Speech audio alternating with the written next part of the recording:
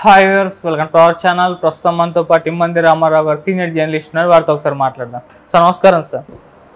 Sir Naga Chaitanya గారు and శోభిత గారు వీళ్ళ ఎంగేజ్మెంట్ నేపథ్యంలో ఇప్పుడు సమంత గారు సోషల్ మీడియాలో తన ఇన్స్టాలో పెట్టిన ఒక పోస్ట్ చర్చనీయాంశంగా మారింది సార్. అంటే ఒక కొటేషన్ ఉన్న టీషర్ట్ వేసుకొని ఇట్లా ఫింగర్ చూపిస్తూ పెట్టారు సార్ ఫోటో ఒకటి. అది చాలామంది నెటిజన్స్ కామెంట్ చేస్తున్నారు. మిడిల్ ఫింగర్ చూపిస్తూ సమంత గారు పోస్ట్ చేశారు. అంటే రాజ్ అనే ఒక ఫ్యామిలీ మ్యాన్ డైరెక్టర్తో ఆమె డేటింగ్ మీద వస్తున్న రూమర్స్కి కౌంటర్ ఇచ్చారని కొంతమంది అని అంటున్నారు. ఇంకొంతమంది ఇలా ఎంగేజ్మెంట్కి సంబంధించి ఇటువంటి రియాక్షన్ ఆమె ఇచ్చారు అన్నట్టుగా ఇంకొంతమంది మాట్లాడుతున్నారు. అసలు ఏంటి సార్ అంటే ఇంకా కొటేషన్ కూడా museum of peace and quiet అనే ఒక కొటేషన్ కూడా టీషర్ట్ మీద ఉంది. అంటే ఏంటి అసలు ఇది సమంత గారి ఉద్దేశం ఏంటి? చాలా తెలివిగా సమాధానం ఇచ్చింది. వీరందరూ అనుకున్నట్టుగా సమంత ఏం చిన్న అమాయకురాలు కాదండి. చాలా బాగా ఆలోచించింది, చాలా బాగా నిర్ణయం తీసుకుంది. పెళ్ళి చేసుకోవడానికి 7 సంవత్సరాలు ఆగింది, పెళ్లి చేసుకుంది. అంతవరకు బాగానే ఉంది. ఆ తర్వాత జరిగింది ఏంటి, నువ్వు ఏమిటి అసలు నా మాట ఏం విన్నావు కదా అని అక్కడ శ్యాము మీ యొక్క ఆ ప్రోగ్రాంలోనే అది వచ్చింది. ఇక్కడ నా మాట వింటుంది కానీ ఇంట్లో నా మాట విందంటే బాగుంది, నా మంచి అనిపిస్తే వింటాను, చెడ్డ అనిపిస్తే విన్నాను నాకు చెప్పింది. అది మార్నింగ్ కూడా చూసా. ఇక్కడ అంటే మన హైందవ సాంప్రదాయంలో మంచి కావచ్చు, చెడ్డ కావచ్చు అండి.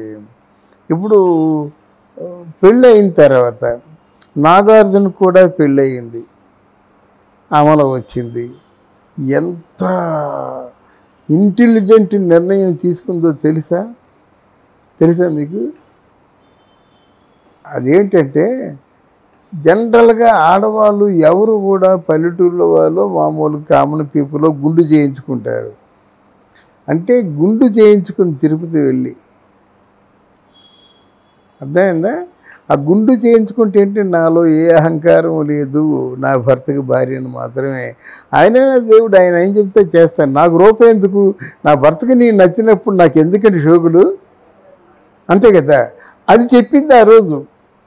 తర్వాత ఇంకా ఎంత ఇంటెలిజెంట్ స్టెప్ తీసుకుందో అంటే మా లాంటి వాళ్ళకి తెలుస్తాయి ఇవన్నీ. కొంచెం ఇదే పనిలో ఉంటాం కనుక.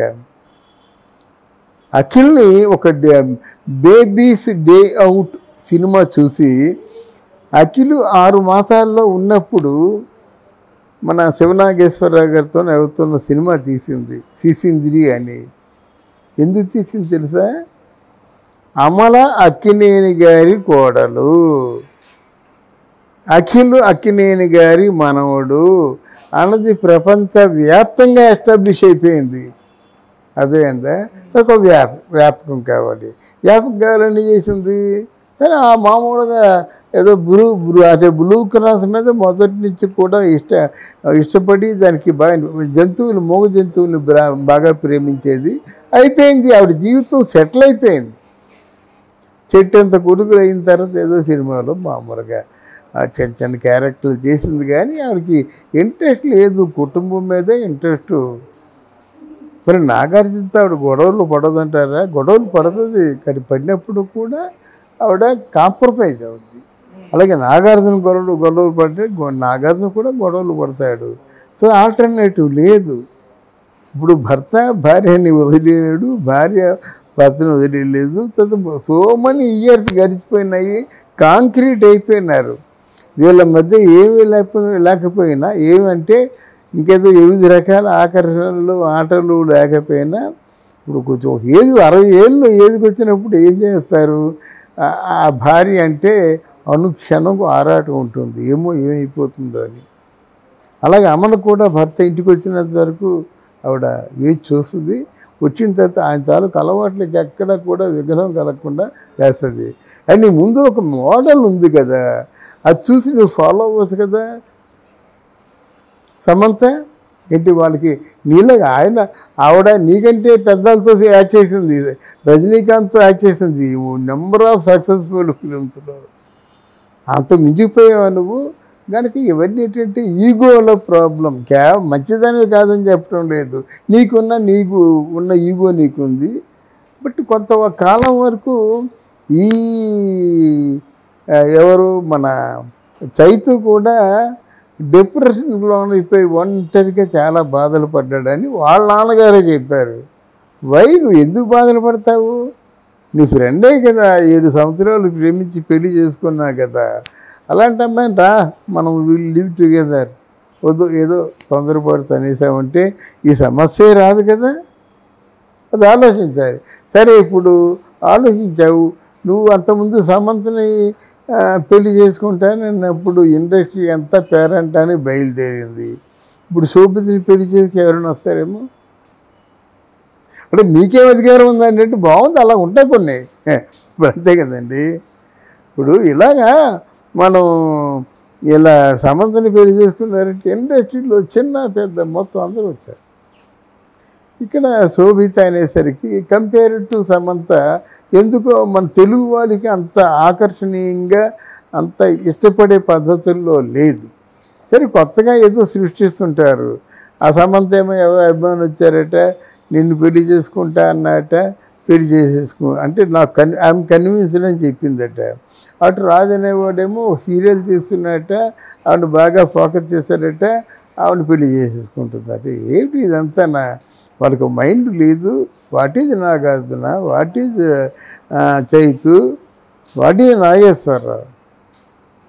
అర్థమైందా? కొన్ని వేల ప్రాపర్టీకి ఒక మహారాణి నువ్వు, వాళ్ళు మహారాజులు. వాళ్ళు సినిమాలు చేసినా చేయకపోయినా వాళ్ళు మహారాజులు. వేల కోట్ల ప్రాపర్టీ ఉన్నప్పుడు ఏం చేస్తారండి? ఎవరి మాత్రం ఏం చేస్తారండి? అందువల్ల ఆ క్యాలిక్యులేషన్ లేకుండా ఉంటుందని నేను అనుకోను. ఏ ఆడవాళ్ళైనా కేవలం మన ప్రపంచ సుందరాంగుడు కనుక నేను చేసుకుంటాను, నాకేం వద్దు, రూపాయి వద్దని చెప్తే అది అబద్ధం కదా. అందువల్ల తర్వాత ఏంటంటే వీళ్ళే ఇండస్ట్రీ ఒక ముద్దు పేరు పెట్టుకుంది, క్యూట్ కపుల్ అని చెప్పేసి. కనుక ఈ క్యూట్ కపుల్ ఎప్పటికైనా క్యూట్గానే ఉంటుంది. అర్థమైందా? ఇప్పుడు నాకు మళ్ళీ ఇంకా రెండో రేణు దేశాయి పవన్ కళ్యాణ్లాగా అనిపిస్తుంది వీళ్ళ కథ. వీళ్ళ కథ అంతులేని కథ, ముగియదు. సార్ మామూలుగా ఇప్పుడు నెటిజన్స్కి ఎక్కువ ఇంట్రెస్ట్ అయిపోయింది సార్. అంటే నాగ చైతన్య గారు రెండో పెళ్లి చేసుకుంటున్నారు కదా, సమంత గారు ఏం చేస్తున్నారు, ఆమె కూడా రెండో పెళ్లి చేసుకోబోతున్నారా అంటూ సెర్చ్ చేయడం, దాని గురించి ఆలోచించడం, నెటిజన్స్ మొత్తం మీమ్స్లో సోషల్ మీడియాలో పోస్టులు పెట్టడం చూస్తున్నాం. నెటిజన్స్ కాదండి, ఆవిడ స్టాటిస్టికల్ డేటా ఏదో ఉండాలి కదా. ఇప్పుడు ఏమండి, ఎవరైనా 10 కోట్లు ఇస్తామని చెప్పేసి అమ్మ 9 కోట్లు ఉంది, 1 కోట్లు ఉండటం లేదంటే వదిలేయచ్చు కదా. ముక్కు పిండి ఎందుకు వసూలు చేస్తుంది? ఇప్పుడు ఎవరు ఏ పని చేసినా, ఏ ప్రయత్నం చేసినా ముందు డబ్బే, వెనక డబ్బే. ఆ డబ్బు సంపదలు అయితే ఎవరైనా ప్రేమిస్తారండి? ఇప్పుడు అక్కినే చైతుకి డబ్బు లేకపోతే ధూళిపాల శోభిత ప్రేమిస్తుందా? గుడ్డు మీద చేసుకోమని చెప్పానండి. అని జరగవండి. ఇవన్నీ ఏంటంటే వాళ్ళకున్న క్యాలిక్యులేషన్స్ వాళ్ళకు ఉంటాయి. అది అంటే భారీగా ఇందాక మనం అమ్మలో చెప్పుకున్నాం కదా, అలా కొన్ని భరించాడు. ఆ గుండు చేయించి అందరినీ గుండు చేయించుకోమని చెప్పను, కానీ చాలా తెలివైన పని చేసింది. నాకు అహంకారంతో పని లేదు. అసలు మీరు అందరూ చూసి నన్ను మెచ్చుకోవడం, నా మొగుడు నన్ను మెచ్చుకుంటే చాలు. అలాగే నాగేశ్వరరావు కోళ్ళు ఎంత గర్వంగా ఉంటుంది. నేను నాగేశ్వరరావు కోళ్ళని ప్రెస్ మీట్ పెట్టి చెప్పలేదు కదా. ఈ అఖిల్ని ఎప్పుడైతే ప్రారంభించి షూట్ మొదలెట్టిందో, షూటింగ్ అయినంతకాలం నాగేశ్వరరావు గారు మనోడు ఎంత బాగున్నాడో అమల కొడుకు అని చెప్పారు కదా. ఈ షూటింగ్లో చెప్పి ఆ సినిమా సూపర్ హిట్ అయింది కదా. డబ్బు వచ్చింది, ఆ పేరు వచ్చింది. అఖిలే నాగార్జున భార్య ఎవరంటే అమల అని తెలుస్తుంది, అఖిల్ తల్లి ఎవరంటే అమల అని తెలుస్తుంది. ఇటువంటి తెలివితేటలు కావాలి ఆడవాళ్ళకి, లేకపోతే నష్టపోయేది వాళ్ళే. సార్ అంటే ఇప్పుడు రాజ్తో వస్తున్న, అంటే రాజ్ ఫ్యామిలీ మ్యాన్ డైరెక్టర్తో పుకార్లే అంటారా సార్? ఏమండి, ఆవిడ పర్సనల్ అసిస్టెంట్ ఉన్నాడండి, ఆయన తాలూకు ఒళ్ళో పడుకుందా. ఇంగ్లీష్ పత్రికలు కూడా ప్రింట్ చేయడంతో మనకు జర్నలిస్ట్కి ఏం పని అండి, ఏదైనా మంచి ఇంట్రెస్టింగ్ సమాచారం ఉంటే ఫోకస్ చేసేస్తాం కదా, లేకపోతే పత్రికల నిర్వహణ కష్టం వద్దు కదా. ఇప్పుడు యూట్యూబర్స్ అంతే అయ్యారు. ఎనీథింగ్ పర్టికులర్ ఉంటే దాన్ని ఫోకస్ చేస్తే కానీ మన వీడియో ఎవడు చూడడు. ఇప్పుడు మనమైనా సరే రామారావు గారు ఆయన చెప్పిందంతా కరెక్టే ఉంటుంది, పెద్ద ఆయనని ఏదో ఒక ఇంప్రెషన్ లేకపోతే ఎవరు చూస్తారండి. 90 జ్యూస్తో సరిపెట్టుకుంటారు. 100 దాటవు జీవితం అంతా. 100 ఏళ్ళ వయసు వచ్చినా వాడు వ్యూస్ మాత్రం 100 దాటవు. అలాగే కాకుండా ఒక క్రెడిబిలిటీ క్రియేట్ చేసుకోవడం కోసం మనం ఉన్నది ఉన్నట్టుగా వాళ్ళు అనుకుంటున్నది కూడా మనం చెప్పాలి. ఇదే అనుకున్నాను రా నేను కూడా అనేసరికి ఆ గెస్ట్ మీద ఒక ఇంప్రెషన్ కలుగుతుంది. ఈడేటి ఇంత పిచ్చితనంగా చెప్తున్నాడు అని అనుకుంటే మాత్రం ఆటోమేటిక్ మనం ప్రేక్షకుడికి దూరం అవుతాం.